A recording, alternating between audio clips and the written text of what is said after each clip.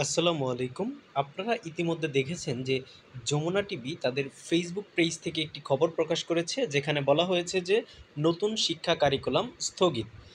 বস্তুত নতুন শিক্ষা কারিকুলাম পরিপূর্ণভাবে স্থগিত করার আ এটার ক্ষমতাটা এনসিটিবির নেই। নতুন কারিকুলাম স্থগিত করার ক্ষমতাটা রয়েছে শিক্ষা মন্ত্রণালয়ের। তো দেখি আসলে নতুন কারিকুলাম স্থগিত করা হয়েছে নাকি অন্য কিছু?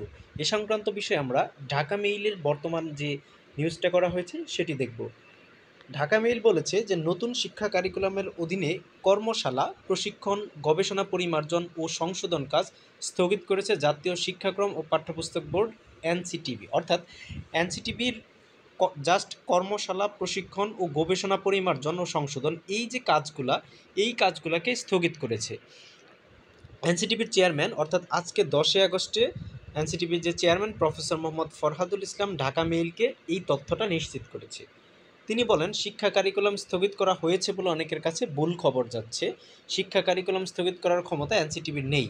এটি শিক্ষা মন্ত্রণালয়ের কাজ। আগামীকাল থেকে বগুড়ায় আমাদের কর্মশালা শুরু হওয়ার কথা ছিল, সেটি আপাতত স্থগিত করা হয়েছে। অর্থাৎ আপনারা ইতিমধ্যে যে খবরটা পেয়েছেন যে নতুন শিক্ষা কারিকুলাম স্থগিত হয়েছে, আসলে কিন্তু শিক্ষা কারিকুলাম স্থগিত হয়নি, বরং এই শিক্ষা কারিকুলাম স্থগিত না করে এই নতুন করে যে কর্মশালা, প্রশিক্ষণ, গবেষণা ও পরিমার্জন ও সংশোধন, অর্থাৎ নতুন এই শিক্ষা কার্যক্রম, নতুন এই যে শিক্ষা কার্যক্রম বা নতুন কারিকুলাম, এটা নিয়ে যে গবেষণা হতো, এটার পরিমার্জন বা সংশোধন, অর্থাৎ এটা রিলেটেড যে আরও প্রোগ্রেসমেন্ট কাজগুলো হতো সেগুলোকে আপাতত স্থগিত করা হয়েছে। তবে আমরা আশা করতে পারি যে খুব শীঘ্রই এই তত্ত্বাবধায়ক সরকারের অধীনেই এই নতুন কারিকুলামটাকে স্থগিত করা হবে, এবং সেই আভাসটাই কিন্তু আজকের এই পত্রিকা মারফতে বলা হচ্ছে।